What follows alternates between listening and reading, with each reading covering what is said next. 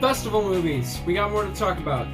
So let's keep going. One film I saw was Hopper Wells. This documents the time that Orson Welles interviewed Dennis Hopper right after he made Easy Rider, which is apparently a classic, and I haven't seen it, so, I cannot really attest to that. Even though this film is basically a 2-hour interview, it's still very entertaining. I love how this film is basically a clash of two sides of Hollywood, the clashing of the rising star and the experienced filmmaker. They talk about life, politics, filmmaking, music, and even sexuality. One thing that makes this film work is Orson Welles. He's constantly asking great questions while also genuinely engaging with his guests, instead of just constantly congratulating him. This film could have easily been a self-indulgent circle jerk, but it's clear that Orson cared about his topics and genuinely wanted to create a great interview full of honesty. You truly learn a lot about Dennis Hopper as a person. There are scenes where he's optimistic, others where he's a little radical. He also gets very cynical in some parts. I also love the black and white presentation.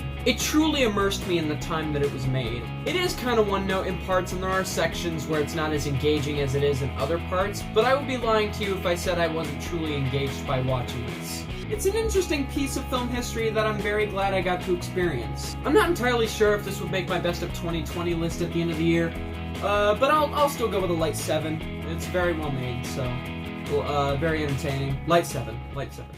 Next is The Salt of Tears. This is probably the worst film I saw out of all of the movies I've seen so far. I'm really not happy to talk about this one. I honestly don't want to talk about it at all. It was a largely unpleasant experience. It just wasn't anything that I liked remotely at all. The main character was an asshole, but not in a way that made him interesting or compelling. He was just a manipulative dick. The film tried to present him as like a tragic character, but it just came across as awfully cringeworthy. Not to mention the performance was pretty bad. Actually, come to think of it, a lot of the film has a very lazy soap opera quality style to the acting. It was all very poorly written and just a total mess in general. It wasn't particularly well shot, the music was overbearing and kinda crappy. It was just a poorly made romance film that consistently tried pining for emotions that it does not earn. There are some laughably stupid moments in character choices and story beats. Most of the writing was total cringe. The characters wound up being either woefully underdeveloped or painfully unlikable. I watched this with 3 other people, and we all came away hating it quite a bit, so there was nothing to gain out of this experience. Don't watch it. It's just cringeworthy, awful romance shit. It's bad. It's really, really bad. A couple of unintentional funny moments, but not enough to warrant ever seeing this again. It's pretty terrible.